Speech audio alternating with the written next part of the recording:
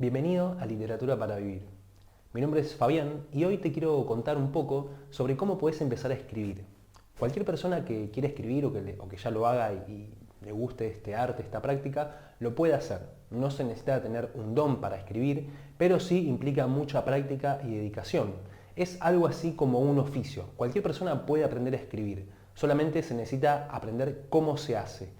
La literatura es el arte de escribir cuentos, novelas, poesía, y un poco para poder hacerlo es necesario conocer ciertas reglas, ciertas estrategias, ciertas formas de hacerlo, como cualquier oficio que tiene sus métodos. Entonces un poco la idea de este video es darte algunas herramientas fundamentales que vas a poder necesitar a la hora de querer escribir, que te van a ayudar a poder desarrollar mejor tus escritos.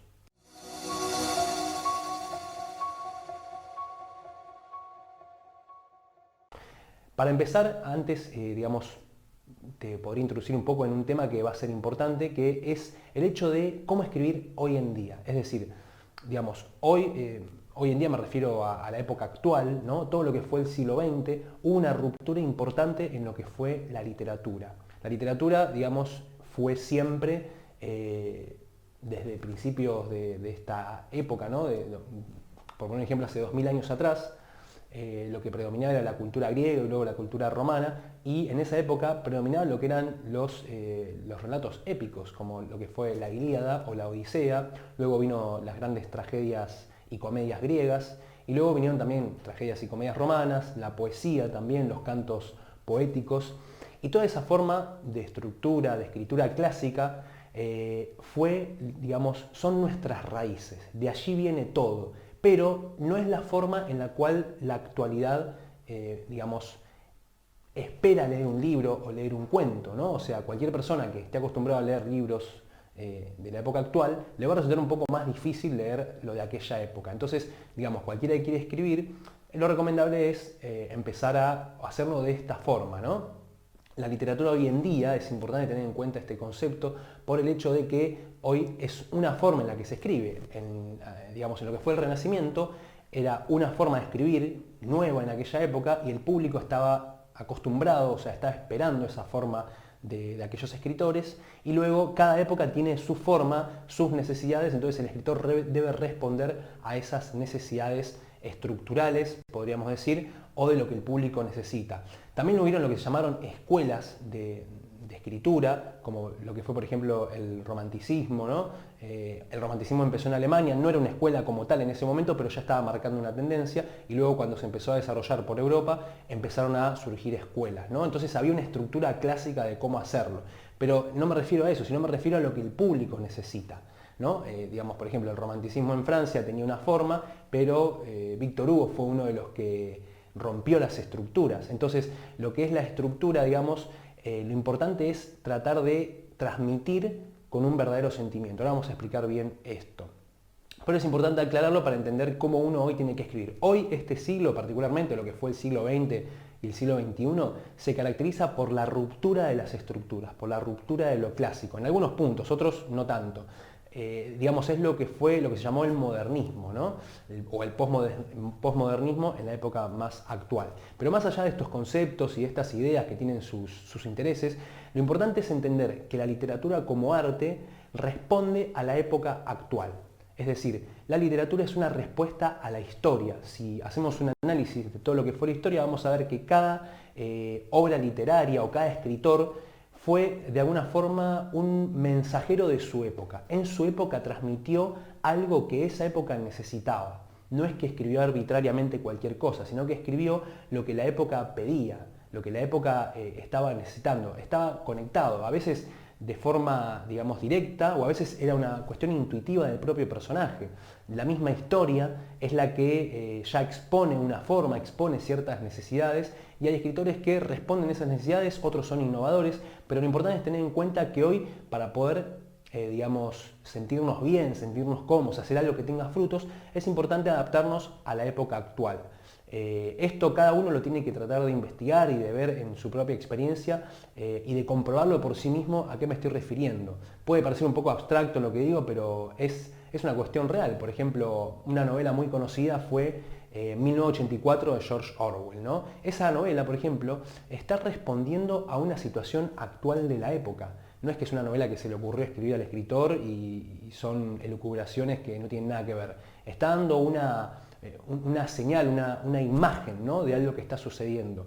En ese sentido, ¿no? O sea, Orwell lo escribió en un sentido político, hay en otros sentidos, por ejemplo, más nostálgicos, más románticos, más aventureros. O sea, fue el siglo XIX, predominaron las novelas picarescas, las novelas de aventuras, las novelas de viajes, ¿no? Porque era la época de los viajes. Entonces, como dependiendo la época, cómo se desarrolla la época, va a ser la forma en que la literatura se va a expresar. La literatura es una expresión artística de la época. Digamos, la historia se expresa en diferentes facetas, políticas, científicas y artísticas. Artísticas puede ser en la música, puede ser en la pintura o puede ser en la escritura. Y por eso en este caso en la escritura la idea es poder entender cómo escribir hoy en día. Eso es algo general como para entender un poco cómo situarnos a la hora de pensar en escribir. A veces uno dice, bueno, a mí me gusta escribir, pero ¿sobre qué? Una cosa es sentarse y dejar fluir los pensamientos, las emociones, las ideas que a uno le surjan y expresarse emocionalmente. Otra cosa es componer un relato, componer un escrito. Tiene una forma de hacerse. Uno cuando lo lee, el relato lo va llevando y parece que es espontáneo, que el escritor lo escribió desde el principio hasta el final tal cual lo lee, pero no es así. Detrás de eso hay todo un entramado, un entretejido de frases, de estructuras, de un montón de cosas que el lector no tiene ni la más remota idea de lo que el escritor realizó. Entonces, es muy importante tener en cuenta que el arte de escribir es un arte tanto en lo que es la parte más artística o poética de poder conectarse con ese lado más artístico en uno, y la parte más técnica donde está el cómo se hacen las cosas. Entonces, esto es un poco para tener una idea de cómo situarnos, cómo pensar y cómo posicionarnos a la hora de escribir. Por un lado, luego para ya poder entrar más de lleno en los puntos de cómo escribir, hay algo que es la estructura fundamental de la escritura, algo que es la base, que probablemente ya lo conozcas, muchos ya lo han escuchado, algunos incluso rechazan esta idea, pero no es algo que digo yo, sino que es algo que viene desde la antigüedad, que es lo que se llama tema, argumento y trama. En realidad principalmente es el tema y la trama, el argumento es algo agregado, ¿no? Pero digamos, ¿qué es el tema, el argumento y la trama? El tema sería el tema a través del cual gira la historia, es decir, nosotros leemos un relato, por poner un ejemplo, vamos a ver Las penas del joven Werther de Goethe, ese es un poco antiguo ya, pero es un relato que habla sobre, digamos, el amor, la época del romanticismo, habla sobre el amor, habla sobre, digamos, un amor no correspondido. Entonces, ¿cuál es el tema de la historia? El amor. Entonces, en base a eso, toda la historia va mostrando una serie de hechos concatenados, una serie de secuencias que giran en torno al desarrollo de eso desde el principio hasta el final. Entonces, no vas a encontrar desde el principio el tema del amor, es algo que se va a ir dando y van a ir pasando cosas que van a ir haciendo que la historia se desarrolle, ¿no? Bueno, esto sería el tema. Ahora, el argumento sería, digamos, lo que es el contenido de la historia, los hechos concatenados, los hechos, digamos, uno continuado del otro, cómo se van a desarrollar en la historia. Primero pasa esto, luego pasa aquello, luego pasó lo otro, luego acá aparece este personaje, acá aparece este hecho, acá se va. Todos los hechos concatenados desde el principio hasta el final, bueno, ese es el argumento. Es como una especie de resumen punto por punto de lo que va a ser la historia. Ese es el argumento.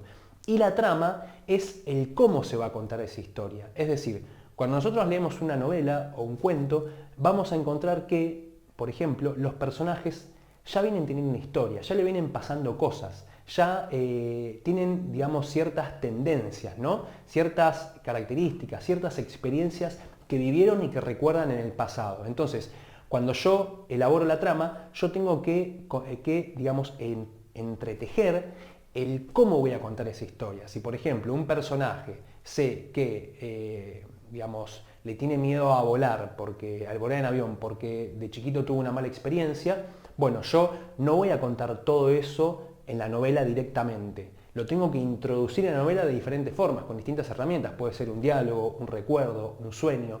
En el argumento yo tengo que explicarme eso, tengo que explicarme qué le pasa a cada personaje y por qué, tengo que tener bien en claro, y en la trama va a ser el cómo lo voy a contar. Cuando Juan se entera que se tiene que ir de viaje por trabajo, bueno, ahí le viene a la mente el recuerdo de que tenía miedo de volar. Eso puede ser, por ejemplo, la trama.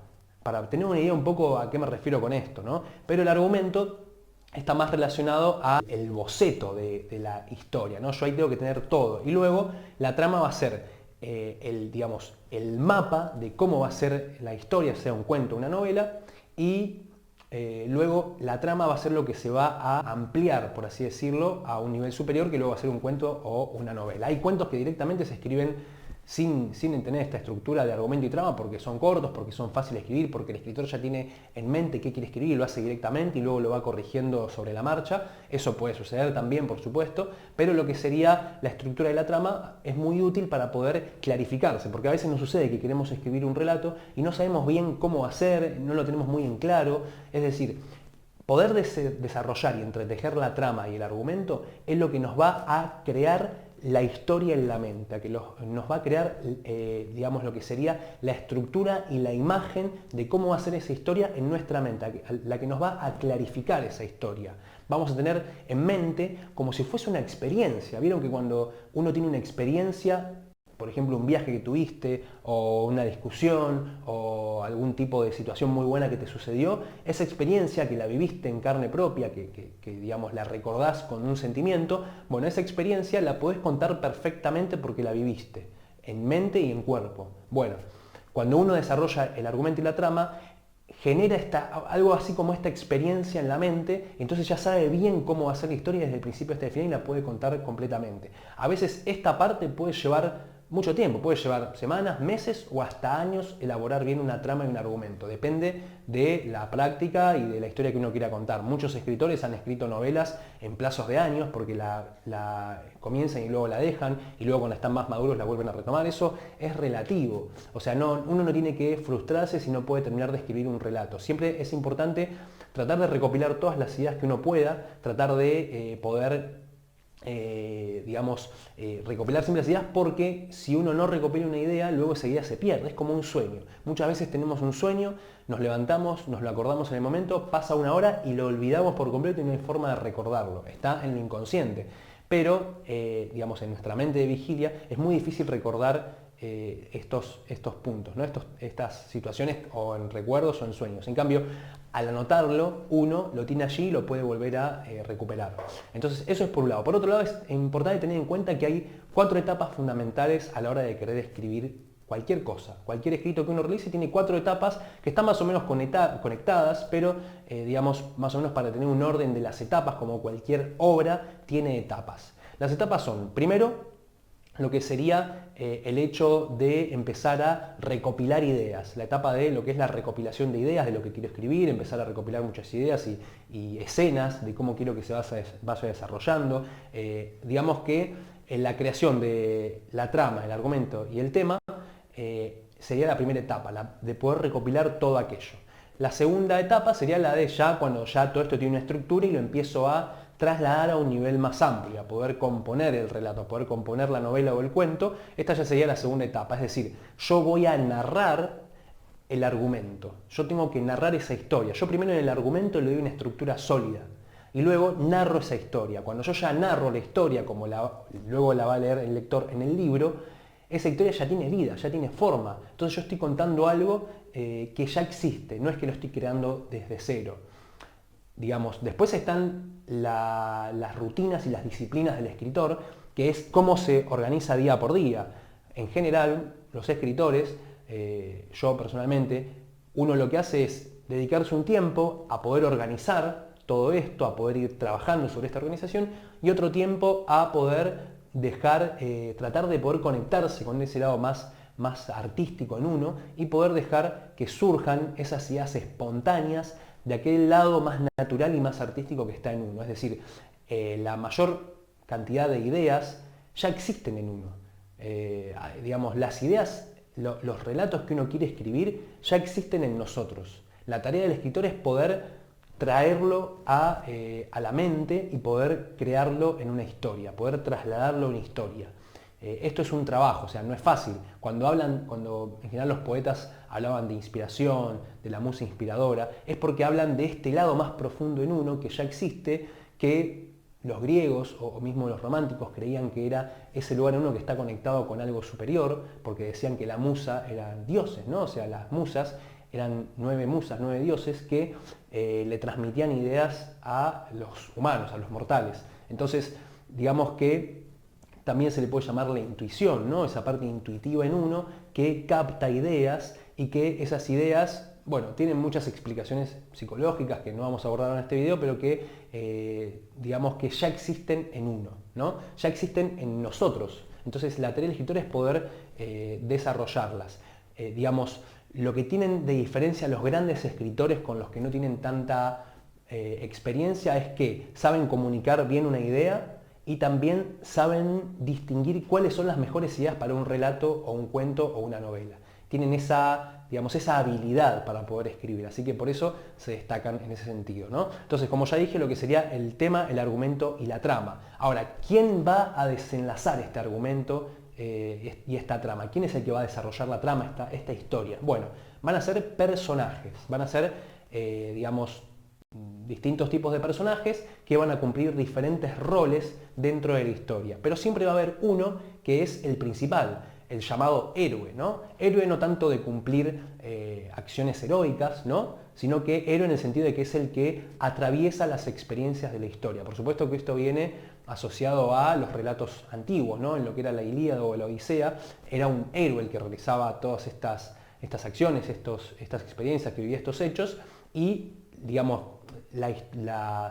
los relatos, ¿no? En su esencia, hoy encontramos relatos de todo tipo, policiales, de terror, ¿no? De distintos géneros, pero en su esencia el relato siempre tuvo la finalidad de transmitir enseñanzas morales, de transmitir un conocimiento que el pueblo estaba necesitando en ese momento, que tenía una respuesta a ese conocimiento y que le aportaba ciertas ideas, ciertos valores morales. Por ejemplo, en la antigua Grecia, los valores eran la valentía, el coraje, la fidelidad, el amor, ¿no? Por la patria, por los dioses, lo que era, digamos, la vida espiritual y demás, y que luego en los relatos épicos, como ya mencioné, se transmitían los caracteres de estos personajes, se transmitía el carácter de cada uno de los personajes, como Aquiles, como Odiseo, como Héctor, Ajax y demás. Todos estos grandes héroes mostraban su forma de ser, y al mostrar su forma de ser eran cuando transmitían la enseñanza, lo hacían de una forma indirecta, por así decirlo, con acciones reales, con acciones concretas. Entonces el personaje que nosotros tenemos que diagramar tiene que tener acciones concretas, y va a haber uno que es el héroe, que es el que va a vivir la historia. Después hay otros personajes, por ejemplo tenemos el héroe que es el protagonista y tenemos el antagonista, ¿no? Tenemos siempre tiene que haber alguien que esté relacionado con la parte afectiva, con el amor, el ánima, ¿no? Entonces esto no siempre, pero en grandes ocasiones aparecen estos personajes, aparecen personajes secundarios que son los que hacen que la historia se desarrolle. Por ejemplo, si el personaje viaja desde Buenos Aires, no sé, a España, cuando llega a España alguien lo espera en el puerto, se toma un taxi, alguien está en el taxi, bueno, entonces los personajes principales son los que van a hacer desarrollar la historia, los personajes secundarios, quiero decir, y el personaje principal es el que va a vivir todas las experiencias, todos los cambios y demás. Esto es importante tener en cuenta porque, digamos, el personaje, nosotros tenemos que entender bien qué función cumple cada personaje. Cada personaje va a cumplir una función, tiene que tener un carácter, tiene que tener una historia. El personaje tiene una historia de vida. Entonces, digamos, cuando nosotros escribimos un relato, ese personaje para nosotros tiene que cobrar vida, tiene que ser real. Nosotros tenemos que creer en eso. Si no creemos en eso, va a ser muy difícil que lo escribamos, lo vamos a desechar, no nos va a generar confianza, no nos va a motivar. Tiene que ser algo real. Y ahora, ¿cuál es la materia prima para la cual nosotros vamos a sentirnos motivados a la hora de escribir y también a la hora de relatar hechos? Porque los personajes van a vivir hechos. Entonces, ¿qué hechos van a vivir? Bueno, un consejo, una recomendación que no la doy yo, que la dieron otros grandes, como por ejemplo Tarkovsky u otros grandes escritores, es escribir desde las propias experiencias. Es decir, no relatar algo autobiográfico 100%, sino cuando nosotros diagramamos la trama y escribimos, digamos, escenas, tenemos que los hechos que vamos a usar, las escenas que vamos a usar, las imágenes, las descripciones, todo esto tiene que surgir de nuestra propia experiencia. Por ejemplo, si yo voy a narrar que el personaje no sé, hizo un viaje por el mar en barco, entonces, ¿qué experiencia, digamos, tengo que tratar de ver qué me generó a mí eso? ¿Qué experiencia tuve de eso? ¿Buena, mala? ¿No? O sea, tomar esa experiencia y relatarlo con esos detalles, porque ahí es donde, digamos, los detalles que yo le dé, la experiencia, tal cual yo la cuente, es como la va a recibir el lector, ¿no? O sea, el lector es una especie de, digamos, de lector pasivo, se deja llevar por la historia. El lector lee y se va sorprendiendo a medida que avanza la historia. Entonces, él no va a saber que fue una experiencia del escritor, tampoco va a saber muchas cosas, pero sí le van a producir sensaciones lo que va a leer. Entonces, si yo en el relato escribo que el mar me produjo un estado de bienestar, me trajo recuerdos de mi infancia que me hicieron sentir muy bien, el olor del mar me hizo pensar en lo bueno que es vivir en la naturaleza, o vi una puesta del sol, etc. Ese tipo de sensaciones que el personaje estoy describiendo, las va a vivir también el lector. Esa es la magia de la literatura, ¿no? El hecho de que cuando uno lee, experimenta lo mismo que el personaje. Por eso es tan fuerte, por eso en la antigüedad se sabía que los relatos épicos eran para educar, porque de esta forma los lectores de alguna forma vivían las mismas experiencias, adquirían esas cualidades. Entonces es importante tener en cuenta el poder que tienen las palabras, ¿no? Entonces, digamos, a la hora de poder describir algo, tengo que tener en cuenta mis propias experiencias para usarlas como herramientas a la hora de describir, ¿no? ¿Qué voy a describir? Bueno, como ya dije, los personajes. ¿Y qué van a vivir los personajes? Escenas. Y este es el otro punto, las escenas. Cuando yo diagramo la trama, tengo que tener en cuenta qué escenas van a atravesar los personajes, en qué situaciones van a estar, en qué lugares, cómo van a trasladarse de un lugar a otro, los saltos en el tiempo, es decir, si en la historia que voy a contar primero se vieron una serie de hechos y después yo quiero mostrar lo que pasó de adulto, puedo hacer un salto en el tiempo y de una edad pasar a otra y al principio del siguiente capítulo, por ejemplo, o el siguiente párrafo, hacer un resumen de qué pasó en esos últimos años. Entonces de esa forma hacer un pequeño resumen. Las escenas las tengo que diagramar. ¿Qué elementos va a haber en la escena? No tengo que excederme en los elementos, sino poner lo principal. Estas escenas tienen que ser, digamos, lo más real posible, pero no describir tanto en detalle. No hace falta describir tanto, sino lo más importante. Y estas escenas obviamente tienen que estar concatenadas. El orden de la historia, la trama, cómo va a estar diagramada, va a estar también ubicada dentro de escenas, es decir, cada punto de la trama va a estar ubicado dentro de una escena. Entonces yo tengo que diagramar las escenas. Por otro lado también hay que tener en cuenta algo, ¿no? Es decir, ¿cuál es la diferencia entre el cuento y la novela? Porque todas estos puntos que vemos, estas ideas que damos a la hora de escribir, se van a aplicar diferente tanto para un cuento como para una novela. Es decir, digamos, un cuento en general es algo más breve, más corto, tiene, digamos, gira en torno a un punto, ¿no? Es decir, está lo que se llama unidad de impresión, ¿no? Un cuento tiene que ser una unidad en sí, no tiene que tener capítulos ni saltos en el tiempo, tiene que ser solo un relato que haya un personaje principal o dos, ¿no? No más que eso, en general siempre es uno. Toda la historia gira en torno a ese personaje y a los hechos que al personaje le van a pasar. En esa historia tiene que haber un cambio, tiene que haber una ruptura, tienen que venir sucediendo cosas, pasar algo y dar a entender que van a suceder otras o mostrar los hechos que se sucedan consecuentemente y tratar de que, digamos, varios hechos converjan en simultáneo. Es decir, es como una anécdota, como cuando vos le contás a alguien una historia de que algo te pasó. Vos primero decís, bueno, yo fui allá, hice esto, lo otro y después me pasó esto, ¿no? Y me pasaron estas cosas. Vos contás una historia. Bueno, digamos que el cuento tiene un poco esa idea, obviamente que hay que, digamos, componerlo, ¿no? Tiene toda una serie de cosas que uno tiene que tener en cuenta, como ya dije, los personajes, qué idea quiero transmitir. Digamos, en general los cuentos, las novelas transmiten algo. Hay dos historias que se cuentan en simultáneo. Está la historia que uno lee, ¿no? Digamos, la historia cronológica de los hechos que uno lee, y la segunda historia, que es el mensaje que quiero transmitir. Hay diversas cantidades de formas, ¿no? Están las historias a nivel social, que hacen denuncias sociales, denuncias políticas, denuncias o reflejan, digamos, el amor o el desamor o lo que es lo existencial, crisis existencial o algo histórico, novelas históricas, cuentos históricos, etc. Entonces, primero tengo que tener en claro, ¿no? Que a esto va asociado el tema, ¿no? ¿Qué quiero transmitir? ¿Cuál es mi idea? ¿Cuál es mi idea de base? ¿No? Y luego entonces escribir en base a eso. El cuento, como decía, es más que nada una anécdota y la novela ya es más complejo, es, digamos, mucho más amplia, abarca más personajes, se pueden tocar más temas. En general, una novela, en general un cuento transcurre en un breve periodo de tiempo o entre dos tiempos, pero está muy comprimido. Y la novela puede ser que siempre abarca una mayor cantidad de tiempo. En general puede durar meses, años o una vida entera, ¿no? Depende qué es lo que uno quiera contar y cómo lo quiera contar, cómo se va a desarrollar, ¿no? A veces un solo año, a veces solamente unos meses, a veces unos días, ¿no? Por ejemplo, la Ilíada transcurre 50 días nada más, es un libro bastante grande, pero son solamente 50 días, ¿no?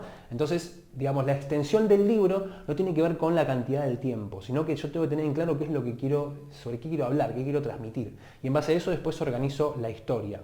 Y tener en cuenta también que, digamos, cualquiera puede escribir lo que quiera, o sea, eso uno no tiene por qué, digamos, hacerlo, ¿no? O sea, no es que está obligado primero a escribir cuentos y después a escribir novelas, o solamente escribir novelas, eso depende de cada uno. Pero, digamos, es recomendable, o hay una especie de, digamos, experiencia, una especie de aprendizaje que uno tiene en lo que sería la transición del cuento a la novela. Es decir, hay una especie de transición y de aprendizaje.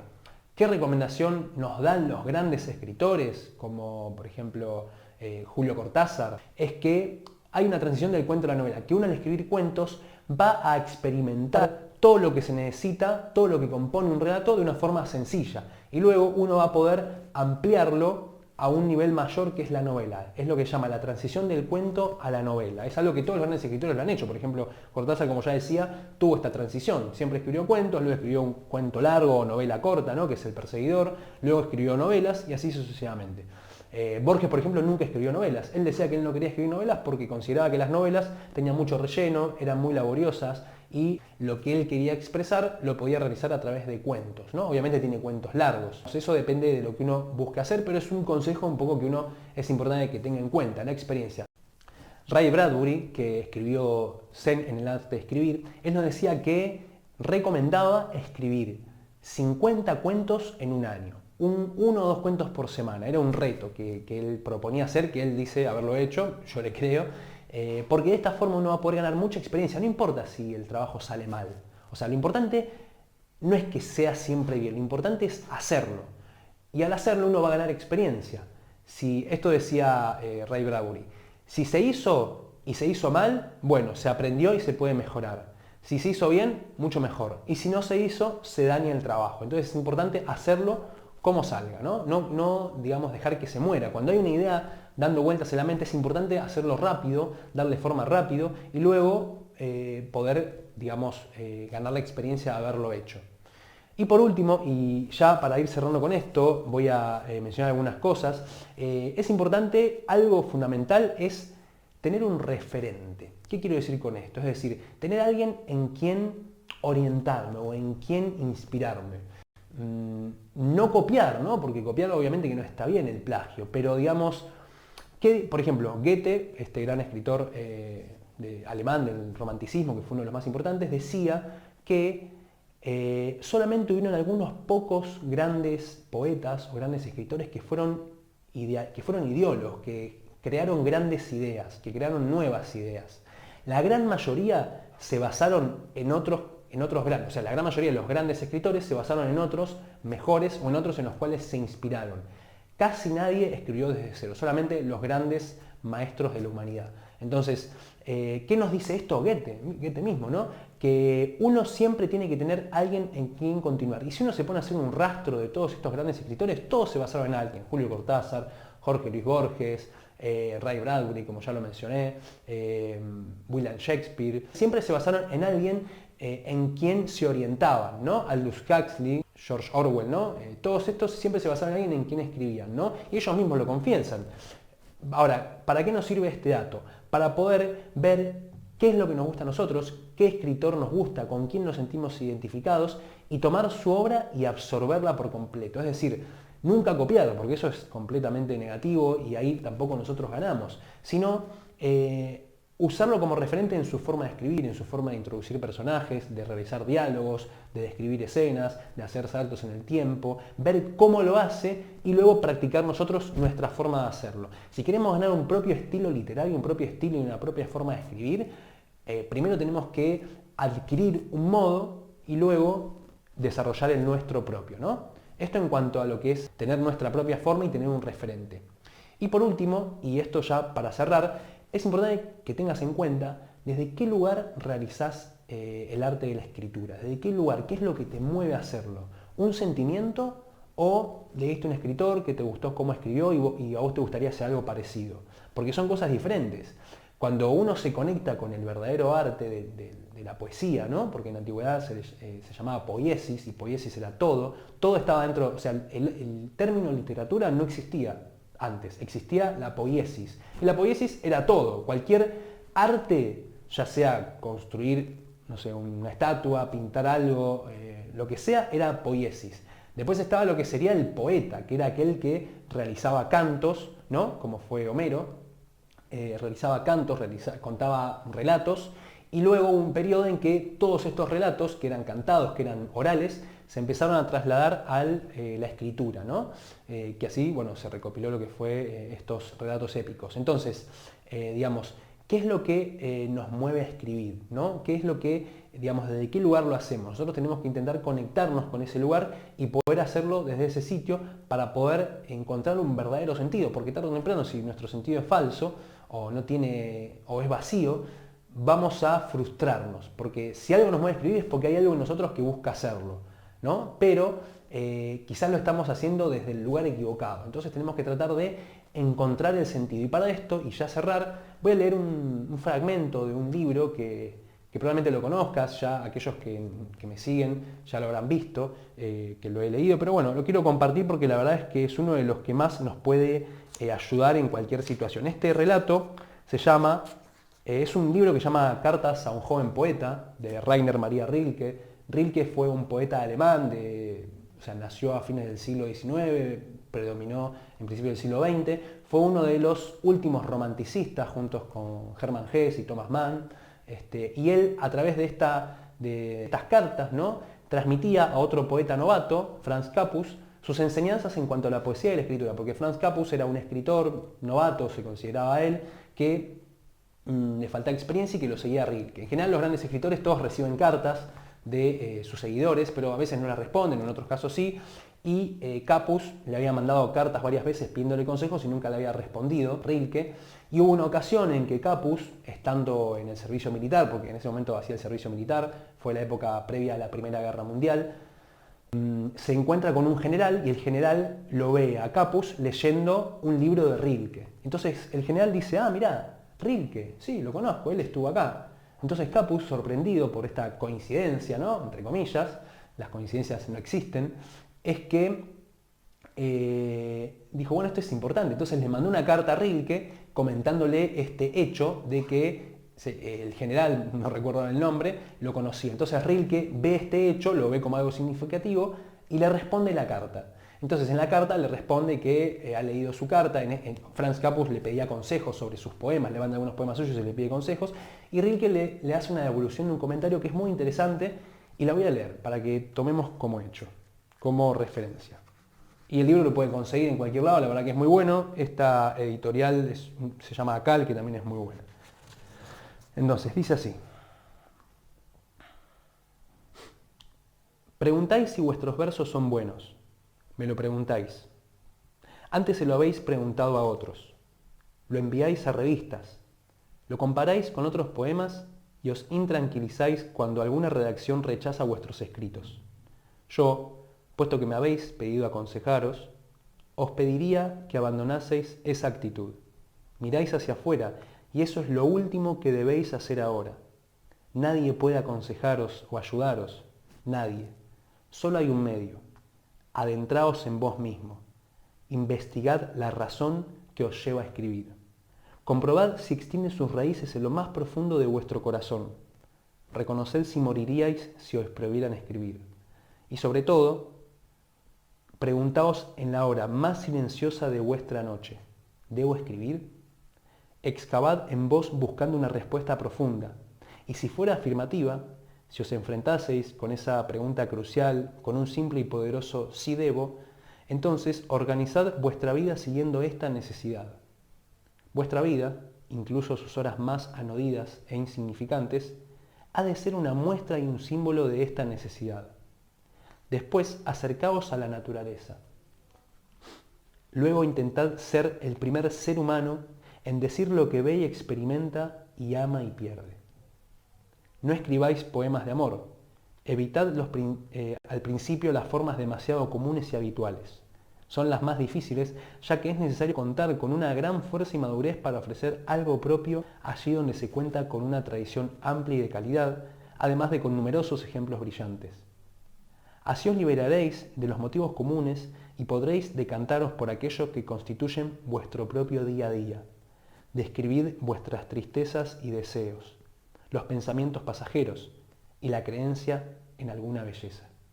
Describidlo todo con franqueza íntima, tranquila y humilde, y emplead para describirla las cosas de vuestro entorno, las imágenes de vuestros sueños y los objetos de vuestros recuerdos. Si vuestra vida diaria os parece pobre, no le echéis la culpa, culpaos a vos. Decíos que no sois lo suficientemente poeta como para invocar sus riquezas, ya que para el Creador no existe la pobreza ni ningún lugar pobre o indiferente.